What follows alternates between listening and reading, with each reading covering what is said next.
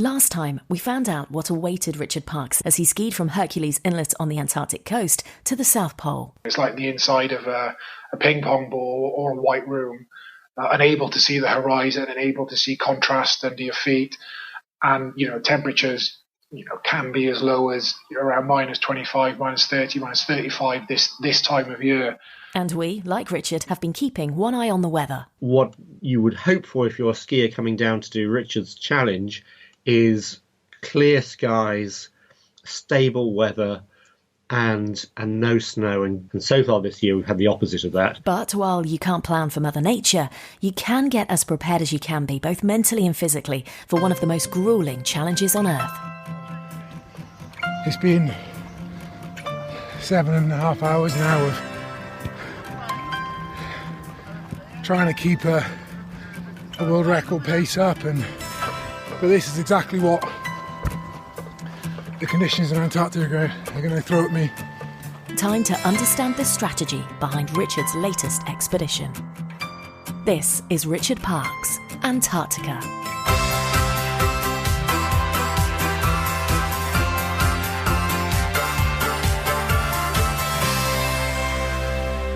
Hello, I'm Vicky Blight, and this is the podcast following Richard Parkes' attempt to ski solo from the Antarctic coast to the South Pole, unsupported and unassisted, as fast as humanly possible. And the news is, after several days of weather delays, Richard's expedition is finally underway.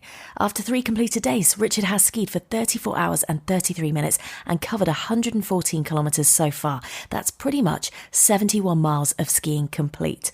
And to put it into context, he skied 15.9 kilometres or nearly 10 miles further than he had by this point in 2014, when he broke the British record and set the second fastest time in history.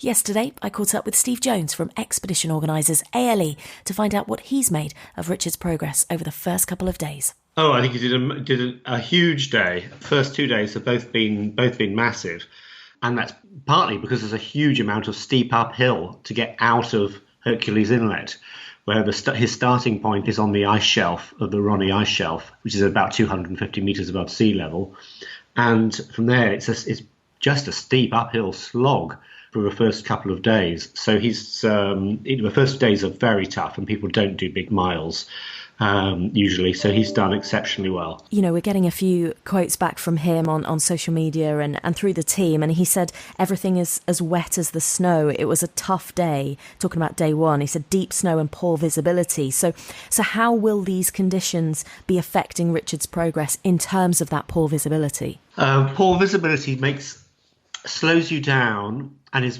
far more mentally tiring, because you have to concentrate on your compass the whole time. If visibility is clear, you can look ahead several hundred meters, pick a spot, ski to it, pick another spot off your compass, and keep doing that. And also, of course, if it's clear and good visibility and good contrast, you can make decisions as you go to ski around minor obstacles, small areas of sastrugi or lumps and bumps. You make a decision whether you're going to go round them or go over them. And yet in bad visibility, when you're fixed, you've got to stick to your compass bearing, so you have to go over everything, and that slows you down, increases the likelihood of the sled turning over, makes it more likely you'll fall over, and often fall over a lot during a day in bad weather, with wear and tear on ankles and knees and elbows and so on as you sort of hit the ground. And the snow can be as hard as concrete in places. So falling over is not, it can hurt. So bad visibility has a big impact on both mental effort and your tiredness and on pace and distance travelled in a day. And we spoke, a couple of weeks ago about the fact that, Richard was compressing in Antarctica. He needed those days, at the base camp to kind of, compress and physically be ready to put in those big days to start with, because he didn't, to do this expedition and with the challenges and the goals and the ambitions he has in mind, he had to set off big. Do you think he's done that? Yes, absolutely. The interesting thing is every day has got to be a really big day. And any day that he slips behind his, the daily average required makes the future days even harder. And I would have said in general terms that half a day lost of travel during the whole 24, 25 days probably would make the difference between matching or breaking Christian Eider's record and failing to do so. So he's got to do really big days regardless of the conditions, and he knows that every day that he's behind that daily average that he needs just means harder days ahead. I guess when we sort of look at the stats coming in from day one and day two, 33.6 kilometres day one, 40.3 kilometres day two.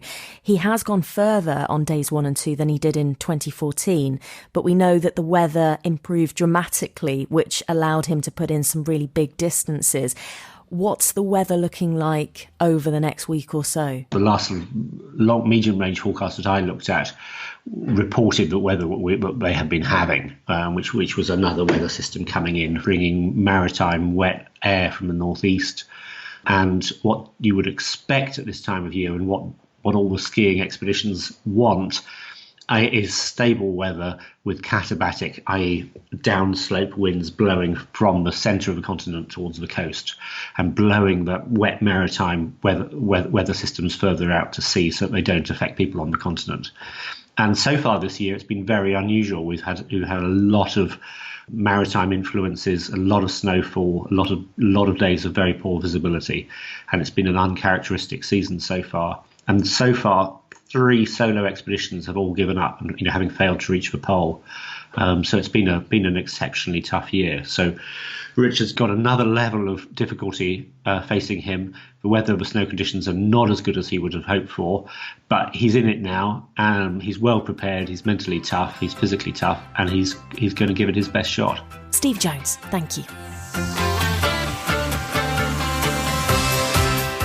Now, if you've been listening to earlier episodes, you'll know all about Team Quest, the collective of individuals and organisations who have helped Richard get to Antarctica and who are using the expedition to create learning opportunities for young people and businesses.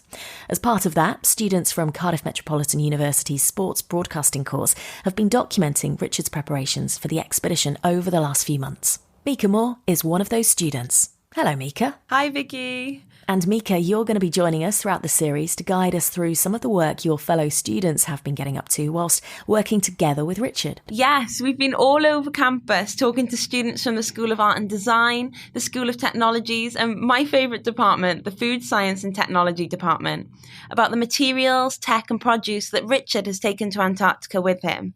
And because Cardiff Met is where Richard has been training for his expedition, we've been finding out more about what's been involved in getting Richard ready for Antarctica. Great. And you're just the woman to do it, because if you've spent the last few minutes or so thinking, that name rings a bell, I should say Mika was one of Team GB's Winter Olympians in 2018. And along with her partner, Misha McNeil, she's part of the most successful British women's bobsleigh team ever. So Mika, you know the centre where Richard trains really well. I do. It's pretty much my home from home. I train there so much, 6 days a week, and it's home to a lot of incredible Welsh athletes as well. I see Richard there putting in his hard work, and his training really helps motivate me for my hard sessions. One of my most dreaded sessions is 6x200s on a Monday night, but after watching Richard's tough endurance training, I'm definitely not scared of 200s anymore. So what kind of things has he been doing? Well, one day I went into uni at around 9 a.m. and I saw someone who looked suspiciously like Richard Parks walking up and down the 3G pitch, dragging a 125-kilo sled. He'd been out there for hours trying to replicate as best he could a day in the wilderness in Antarctica. And as crazy as it sounds, when I looked up again 3 hours later, he was still at it. It's been 7.5 hours now of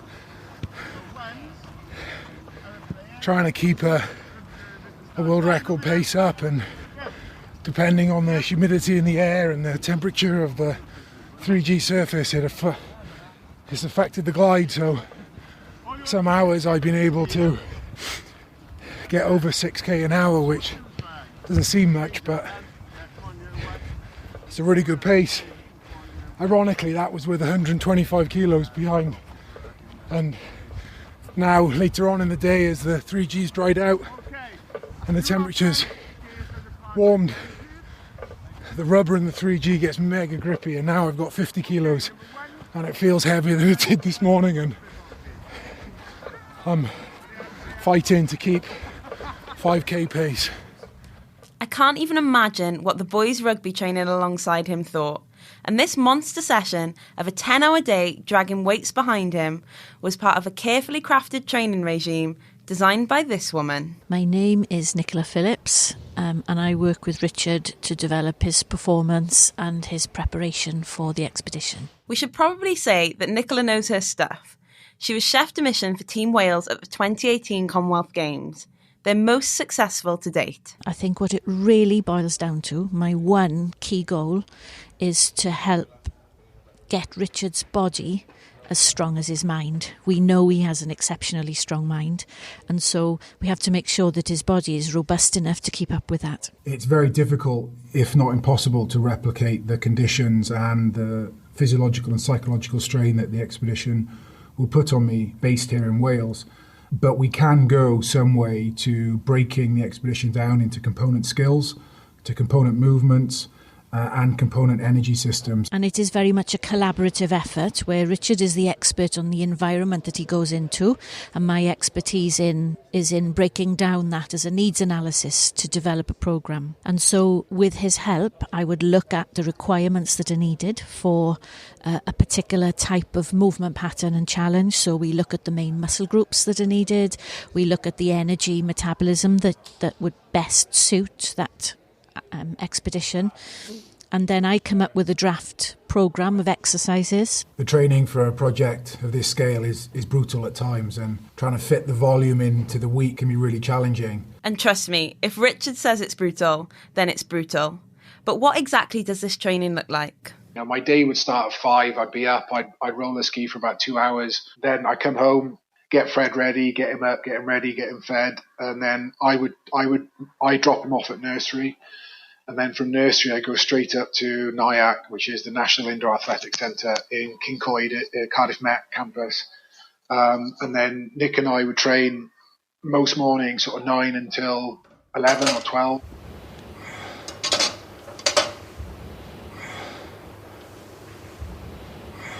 The training can be broken down into functional lactate tolerance or functional circuits, replicating the cross-country Nordic skiing movements. If I can just bust through the jargon here, your functional lactate tolerance is how hard your body can work for a certain period of time without fatiguing. Carry on, Richard. Heavy weight sessions, as I'll be pulling all my own gear uphill. Obviously cardiovascular fitness, a lot of that is done on the bicycle, as there's transfer between muscle groups with cross-country skiing and cycling, and a skills component of roller skiing. Yeah, so we're going to come back to the roller skiing. But Richard's training included lots of exercises to improve his core strength and also his balance. And while the weights were important, Richard and Nicola were careful not to build up so much muscle mass that it would slow his progress across the ice. Now, Nicola, what was that he said about roller skiing? Before he would drop off his little boy for nursery, so he would be up at 5 a.m.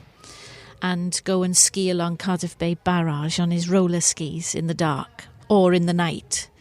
Now, if you can imagine a 6'2" guy herring along on a pair of roller skis, if you were going for a walk or a jog at that time, it must have been quite a frightening experience to come across him in the dark.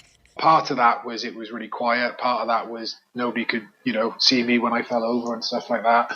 But also it was just about, that was the only time of the day that I could really guarantee that I was going to get that time. I feel bad for not getting up earlier in the mornings now, but those early starts were crucial for balancing a home life and also building up Richard's technical skills so that skiing becomes second nature. I'm a pretty good skier, but it's one thing skiing for a week in the Alps or having that time, but replicating that for 16 hours a day for the duration of the expedition, that's something different. You heard him right. Richard's ambition is to be out there for 16 hours a day, hitting a speed of 4 kilometres per hour in some of the most extreme conditions on Earth, travelling a total of 1,150 kilometres, whilst pulling a 50-plus kilo sled behind him, which helps put that training on the rugby pitch into context. It's starting to hurt a bit now. When he was doing those arduous sled pulls outside for hours at a time, we knew that it was an hour and a quarter with a 5-minute brief stop to get some fuel in, so that he was practicing that, ready for when he'd be on the ice. Richard's 16-hour day splits into 12 75-minute periods of skiing, followed by 12 5-minute breaks. In those 5-minute breaks, Richard will need to do everything that he needs to do. Eat, drink, repair any equipment that needs it, and have a wee. All while trying to keep warm, so ideally with his mitts on. These 5-minute sessions were an important part of Nicola Phillips' training regime. Between these maximum sets, the first 30 seconds of his rest period would be on a balance board. I might be throwing a medicine ball at him and getting him to do some maths answers at the same time. So we'd be adding a cognitive challenge, a balance challenge, and a secondary skill to really work on that ability to keep your control when you're tired and you have to think of a lot of things. We had some fun doing that, actually. And we soon found out that he was better at the maths than the tongue twisters. Then, once those 5 minutes are up, everything has to wait until another 75-minute skiing is completed. In Antarctica, the stopwatch and discipline is everything. And at the end of a grueling 16 hours, Richard pitches his tent, melts snow for water and food, eats, makes a call or sends a text message or two, and finally gets some well-earned sleep before he starts it all over again. It's what fellow Welsh extreme athlete Lowry Morgan calls personal administration. You need to know where your sleeping bag is. You need to be able to pack your sleeping bag in 30 seconds. You need to know, you don't want to waste time faffing for things that you don't really need. It's also about knowing what your body wants, hydration-wise, calories-wise. It's about knowing your body and your mind and being able to survive in the most extreme conditions. Lowry is no stranger to the kind of training that Richard has undertaken, having completed the 6633 Ultra, a 350-mile race in the Arctic in 2011. I trained with Special Forces up in Norway. They completely broke me. They knew I was mentally and physically strong enough, but they said that my systems weren't good enough. So, for example, when I was out there, I soon found out that I wouldn't be able to do the simplest of things like tying my shoelaces or doing the zip up one of my 6 layers with 3 pairs of mitts on. They also taught me, for example, to assemble and disassemble my cooker over and over and over again, blindfolded. And I think even though that training with them broke me when I arrived back and it scared me, I think the fear motivated me even more. Because when I was in the Arctic, when I did go to those really dark times, because I'd been there already in Norway with these amazing soldiers, I thought, I survived last time, I can survive this. Lowry's reference to dark times, the loneliness, the pure exhaustion, is something that has also been part of Richard's training plan. And having attempted this twice before, it's something he's prepared for. It's really tough being out there alone. The isolation has a way of shining a microscope on some of the cracks that we can cover up here in our day-to-day lives. And, you know, it's hard getting out of bed on a Monday morning, getting out your sleeping bag when it's minus 30, the tent's rattling, and you know you've got the best part of 1,000 kilometres ahead. That's brutal. I regularly undertake what I call deprivation training, and this goes some way to prepare my mindset and psychological skills. What I mean by deprivation training is putting myself in difficult situations where the outcome of the session is more a mental one than a physical one. An example of that would be Nick and I work on fasting training, so there'll be days when I might not eat leading into a session. And again, it's about mental resilience as much as the physical outputs of that particular session, because I will be working in a calorie deficit in Antarctica. More on the calories Richard is consuming on his expedition in the next episode.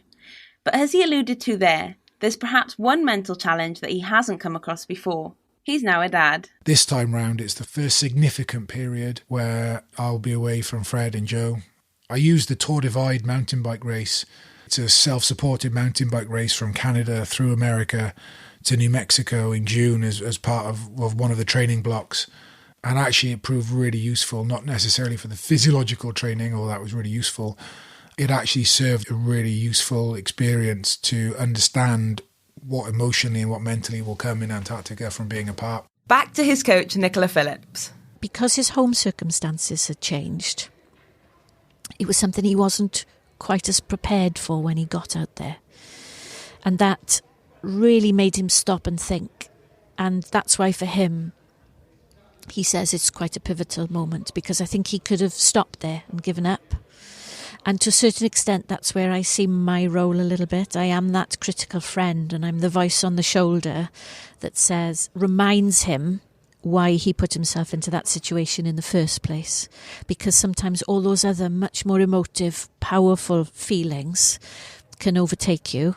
And it was about bringing back that ability to compartmentalise again, albeit briefly, and the reasons why he was doing it, and knowing that he would come back and see Joe and Fred again. So he's mentally ready, he's physically ready. So is he going to do it? Every time he says he's going to do something, I take a breath. I never say, oh no, you can't do that, because that just isn't in Richard's psyche. I think with all the preparation he's done and how close he came last time, the improvements that he will have made this time very much puts him in that reckoning of where he can do that. So, yes, I will have all my fingers and toes crossed, but I have every confidence in his ability. And here's a final few words of encouragement from Lowry Morgan. Hi Rich, it's Lowry here. Pob lwc i ti. Best of luck, my friend. I know you are going to be absolutely awesome on this challenge. I have complete faith in you. You are such an inspiration, not only to others, but to me as well. Your strength of character is truly amazing. So go well, my friend, and Nadolig Llawen, and catch up when you're back home. Ultramarathon athlete Larry Morgan ending that report by Mika Moore. And we'll hear more from Mika and the sports broadcast team at Cardiff Met in the next episode, where we'll also update you further on the kilometres Richard's covered so far, plus news on the dinner that awaits him on Christmas Day.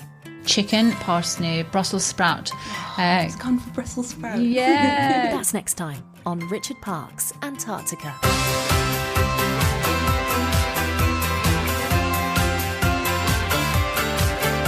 Thanks for listening. To follow Richard's journey in Antarctica, click subscribe to get regular podcasts for free, downloaded to your phone when they're ready. And if you like what you hear, then why not give us a rating and a review? It'll help others find the podcast more easily. Big thanks to Steve Wells for doing that. And don't forget, you can become part of the Team Quest community by following Richard's journey on Instagram, Twitter and Facebook. I'm Vicky Blight. Richard Parks Antarctica is a Bengo Media production for Team Quest.